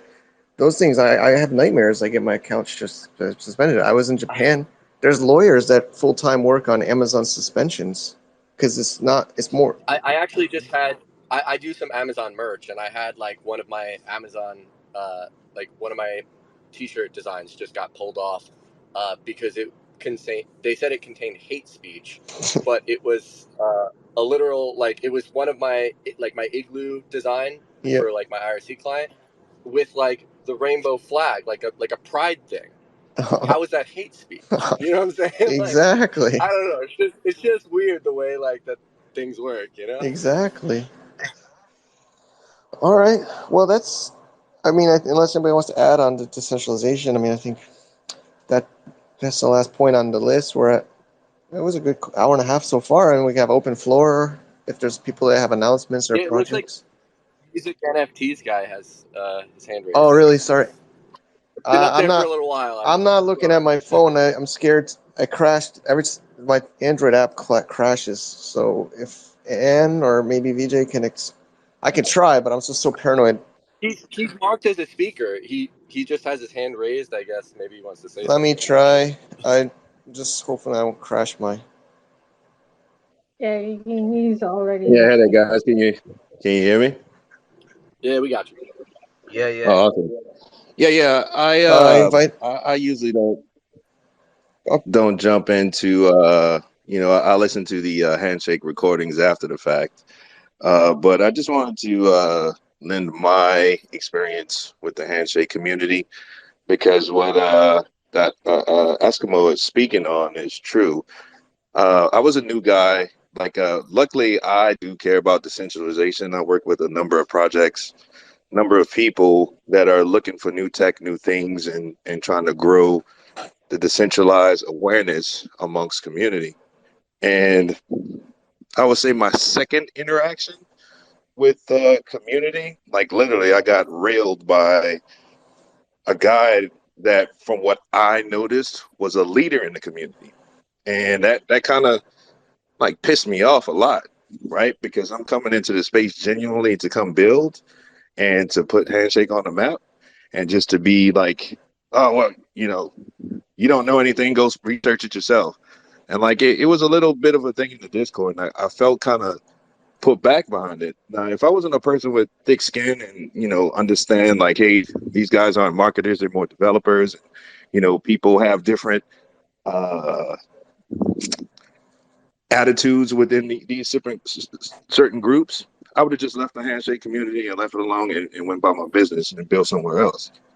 But like looking at you guys individually, because I personally do my research on everything and everybody that's in here, I took the due diligence to ensure that, hey, is this something that was crap, or is it something that is worth sticking around for and trying to learn? I felt it was that, but other people may not feel that way. So the issue that was brought up about that, I think it's a serious one, because even people that are more experienced than me in development and things like that, I introduced them into the community and they left. And I can tell you, it's 6 of them. And these are definitely people you would have wanted in the community. But they did say that they will come back and look at it once it develops more. And they, luckily I have a relationship with them, and we check in every now and then. Now, to the more recent thing about the discussions about decentralization, I deal with people, for regular Joe Schmoes that don't give a crap about crypto, don't want to hear anything about it, don't want to know anything about it, and all this other things. I think that relating real world things that people do every day, and you introduce a technology to them that will enhance their life, if you introduce it to them without even speaking the decentralization word, they're going to rock with it. So, like, I know, like, the big thing is all about decentralization. And, I heard that some people bring up some things about marketing and things. I personally think it's the totally wrong way to just focus on decentralization, but to focus on the people that have already built projects within the Handshake community and promote that, because people may like what Dot Records has going on. That's where you could build a website and play music through it, or the chat feature that could be totally secured and decentralized, but without throwing the decentralized word in there, because certain things scare people off, especially if they don't understand it. So, yeah, I just wanted to drop my opinion on that. Yeah, first of all, I just want to apologize for that bad experience. I mean, I know I probably wasn't involved in that, but as a part of this project, I apologize. It does embarrass me. There's quite a few stories like that. I'm open-minded. I don't know if others here have ideas how to solve that. I don't really know. I mean, I'm not a Those founder of people this just need to project. get banned. Honestly, if somebody shits on somebody else's project more than once, they just got to be banned. I mean, that's it. They're just like, Yeah. no Obviously.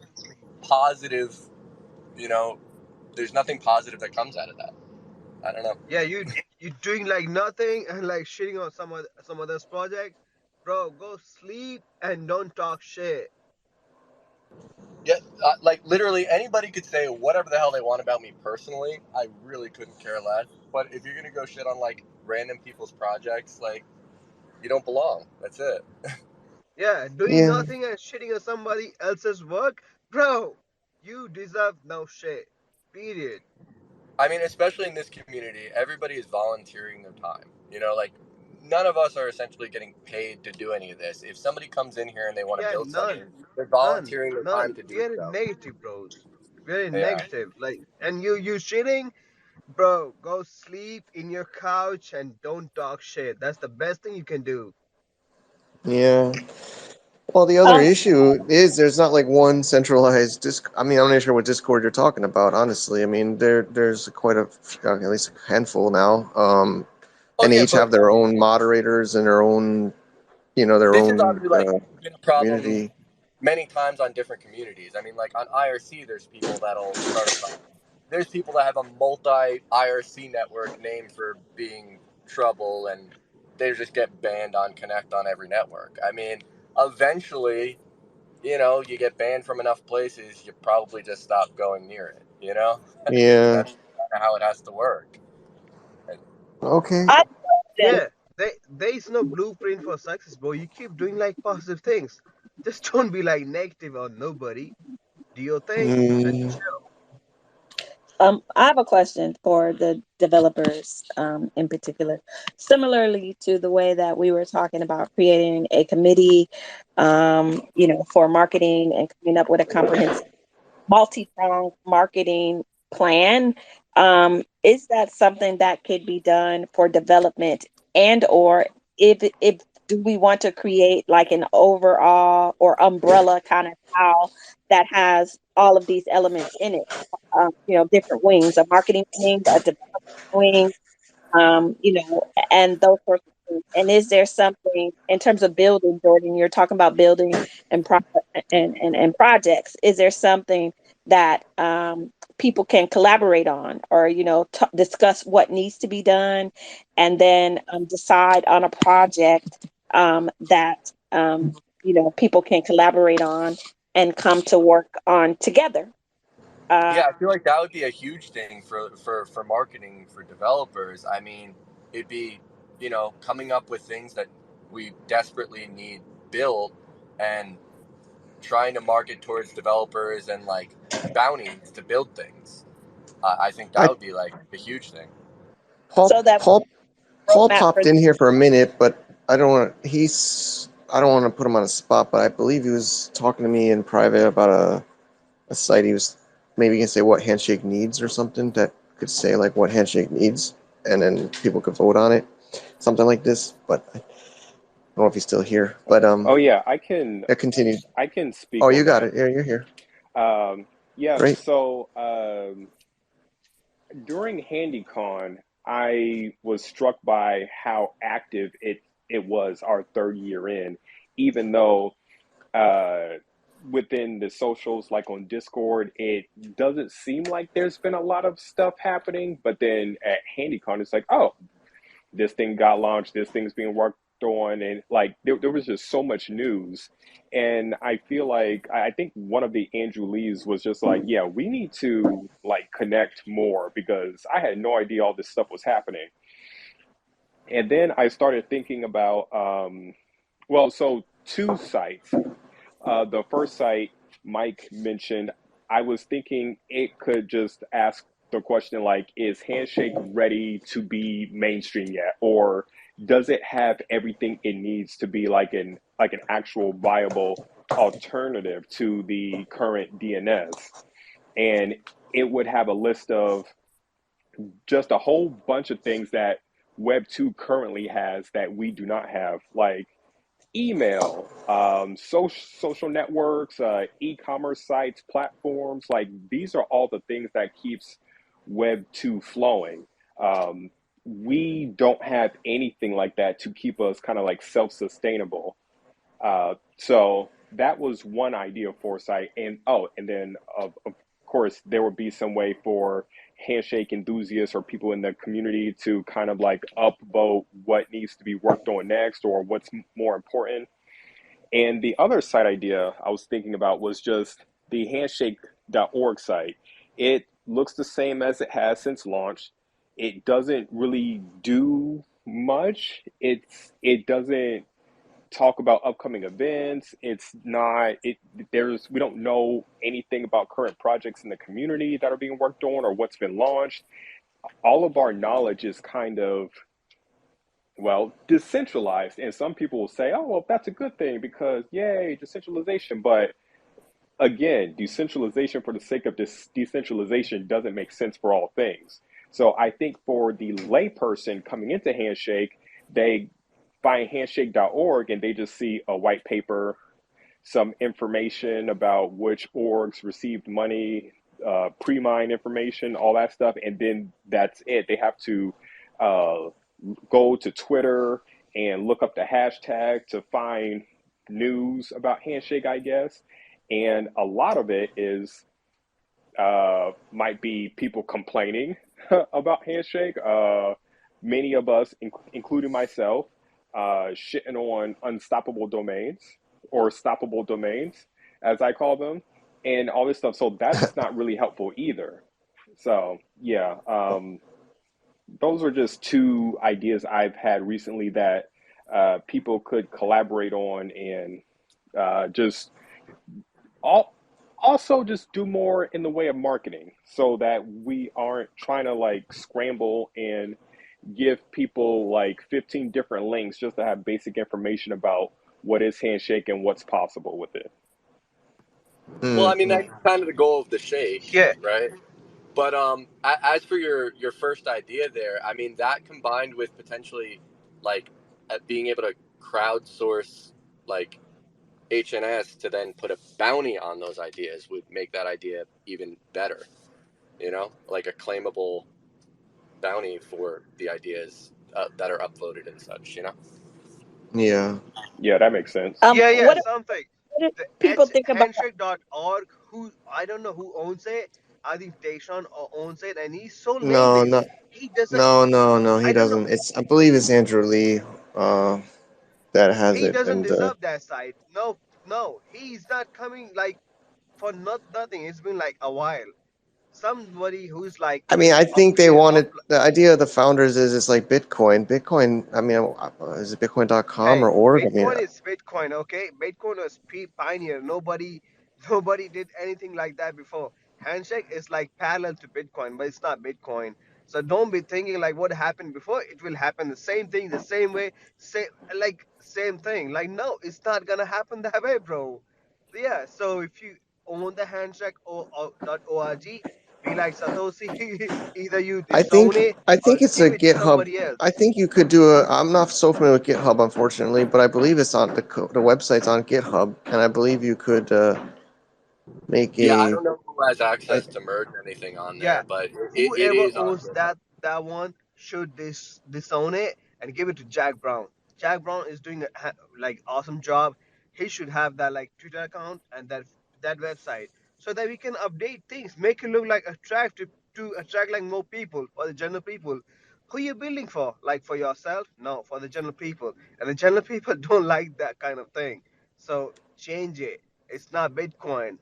So I totally believe it I, should change. I mean, I know there's other side of that point. And then Zach does have the shake, which Jordan mentioned it. That's quote unquote his, right? I mean, Handshake.org is not. I mean, you could say who controls the domain, but I think they're not owning it. It's like projects. I think it's a little bit of a delicate discussion. But Yeah, I it understand should your. be updated. It should be updated for sure. It's not. It's Handshake is not Bitcoin. Whoever says whatever about like Handshake could be bigger than Bitcoin, hell no, it's not gonna happen in this lifetime. I don't think so. So we don't think like what happened to Bitcoin will happen the same for Handshake without doing anything or nothing. No, no, Okay. no. Change that. Still All right. like at least the Telegram, it should be handed to Zach Brown, and it should be updating it periodically. I mean, the Telegram. I think I'm an admin. I think Zach's an admin. There's a Sorry, few Twitter. admins here. Or Sorry, Twitter. Twitter. I believe he does have access to the Twitter. I believe. Yeah, Yeah, now he he has should be access to updating the it. HNS Twitter.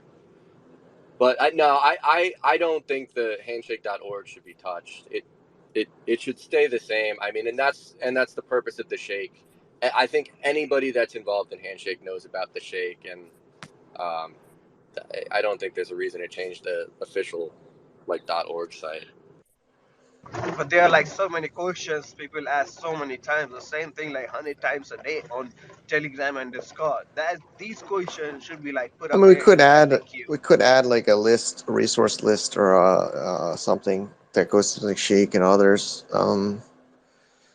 I'm gonna give this 10 more minutes. I think 2 hours is enough, in my opinion. I hope, or at least for me, I'll give it 10 more. But I mean, it's a fair point, Manik. I mean, it might be a hard one to be honest. I don't know. I think it's not about ownership. It's like Yeah, they that kind of starts I get your changing the point. project to be a little bit of a different kind of almost project. So I think that while you might have some valid points, I think that's gonna be a hard one to get No, done.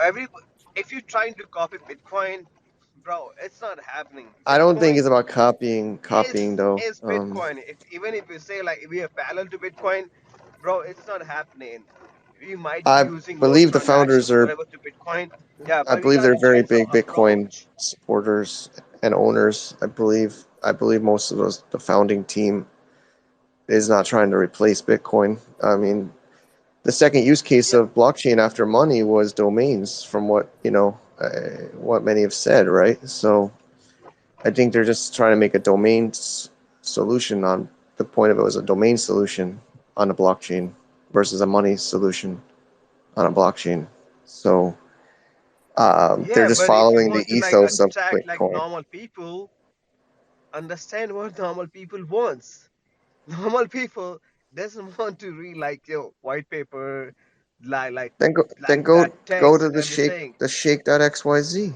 Go to the Yeah, I shake.xyz. find it hard to believe that people will end Everybody up is on not like going to shake handshake.org. XYZ. Everybody goes to handshake. That's the Maybe point, bro. Where, but maybe very where would first, but people find handshake.org from anyway? That's like I didn't hit handshake.org until I was already in the discords, I think, honestly. I, I'm curious where people would even come from I mean with sometimes that. it's linked on the coin. When you're researching the coin, like it's linked from like CoinGecko and things like this, I think. You know, it's linked with it if you're searching coins, I think. Yeah, so maybe just adding like a link saying community news or something like that and linking to the shake would be a good thing to put on the site, but changing the whole site, absolutely not. I can't see that ever happening.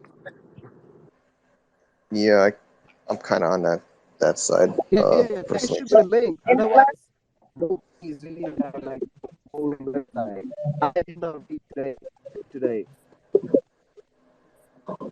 well, in the last 8 minutes, I think that it would be a good idea to kind of recap, some of the things that we talked about here in this 2 hours, and then try to come up with um, I think that we should focus on being solution oriented, problem Yep. solving, and some of the things that we talked about today as far as solutions include coming up with a committee, a marketing committee, and then we expanded that a little bit to also create develop or include development. We may want to talk about, and I know that this topic came up during Handy. We may want to even the possibility of creating a DAO. And I think Jordan mentioned crowdsourcing. One thing that's interesting, those who shall not be named, I got an email this week, and I'm sure some of you did too, about mystery box, and $100 for a mystery box, and you get a mystery domain name, and it's worth Motherfucker. got a background noise. Sounds like you're in the Can you? Matrix. Yeah, the last couple sentences about the mystery box I stopped hearing after you mentioned that, which I'm actually curious to hear about. But I was saying there's a lot of background from somebody who's not muted. Okay. Anyway, the point is that possibly if we could come up, maybe about discussability of a DAO, and having uh, get a vote. Yeah, somebody's not muted. It's like really loud. That's kind of getting in the yeah, way there. VJ, I don't know if I muted in case it was me, but I I think No, it's it's it's the getting guy with I the M. choppy. It's the guy may. with the M. Yeah, I don't know how there you go. that. Sorry for that, brothers. Okay, thank you. There it is. So, in terms of solutions and action steps, I think that we should set a date for the next meeting to talk about at least coming up with the marketing plan or starting to talk about that, and elements that we think should be in it, who we're going to target, if it's developers, if it's entrepreneurs, and at what stage, basically coming up with a roadmap for that, and also including development in that, and coming up maybe with a developer collective of projects, because right now I think the problem that is everyone is working in a silo. But if there's something that we can get unified on, and everybody can get behind, even one project at a time, even if it's something that is already in development or pre-development, but we could lend a hand. Let's just decide what that is and then take it one step at a time. But I think that as a community, if we want to see this project grow to its full potential, and become all that we think it can be, and we hope that it will be over the next couple of years, that it's going to take a concerted effort by the community to do that. So those are my thoughts. All right. Well, I guess for the time, I'm suggesting next week. Maybe it's more of a Zoom. We could do Twitter Spaces, I guess, but it might be a little bit more private on like a Zoom call. I guess this start time of this Twitter Space might be a good start time for other calls. And I'm not sure if those two criteria are good. Like maybe mid next week. Although, and do we have a Flamingo Handshake auction next week? I think at that time, this time next week, I think is the Flamingo auction. But maybe we can even do it around there. But next week, Zoom. What is this start time good, VJ, as a starting point? Yeah, 8 o'clock on Wednesday. Yes, that's fine. It's 8 o'clock for me. And I think that, yes, a Zoom would be more appropriate for this meeting, but possibly, some of the people that are here today, if you want to participate on the Zoom, maybe it'd be a good idea to back channel Mike and say that you want to be included. Yeah.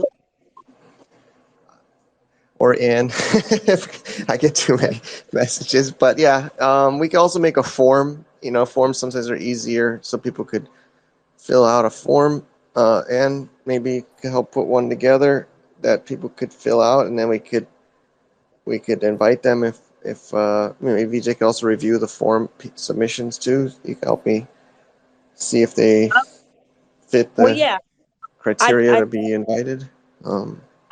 that the form is good, but I think the interest right now for the people who are here, just so you know who gets the Yeah, sure. form. DM me. Yeah, no, DM me, and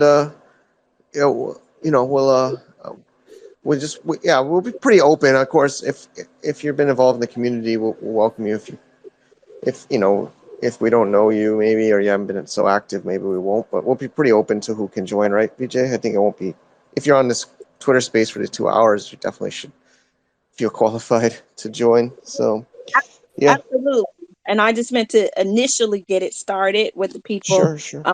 here, but I also think that there should be outreach with the form, via, each of us, Yeah, promoting it, saying that this is yeah, what we're doing, this is why, agreed. and if you're interested, we're having a Zoom meeting on next Wednesday to talk about forming committees to do XYZ. Perfect. Sounds like a plan. My other, just for summaries too. I think we could also reach out to some of the maybe founders or to some of the early investors. It's been brought up quite a few times in the last couple weeks. Maybe we can see if we can get them to be involved potentially, or contribute, or interviews or content would be another action item. We could also discuss that on a committee call. That could even be like a subcommittee, like you mentioned, like a campaign somebody's in charge of. That's another action point I have from today's call. Sounds up. Anybody else have last points? I guess 2 hours I think is a good number. And I hope everybody's enjoyed this. And I hope everybody's, we want this to be open floor. Hopefully you were able to share, your perspective. It was great to have some people that haven't shared before, come up here, like music, NFTs, and others. And again, I'm sorry to hear there's been some negative vibes people get. Let's all just try to be positive. It's stressful, we're all contributing. Let's just try to stay positive, and try to give positive vibes in the community. Yeah, it's All right. all a big family, bro. Whatever it is, it's a family. Be like respectful to everybody and be together. That's it. Yep. Yeah, I think, the one nice thing about decentralization is even if you don't get along with someone, so I've had my differences, we still have the same common goal of Handshake, even though we might not personally be friends normally, we have a common goal. So we should just think of it that way. We don't have to be perfect friends with everyone, but if you're interested in this community and this protocol, just focus on No, that we point. friends if you are Yeah. here. We friends. Yeah, friends. Yeah, exactly. All right. So thank you, everybody. And I appreciate feedback's always welcome to improve these. And also, thanks, VJ, for co-hosting. You were really helpful. I enjoyed having you up here with me. Thanks for that. Thank you for inviting me. Yeah. Sure. All right.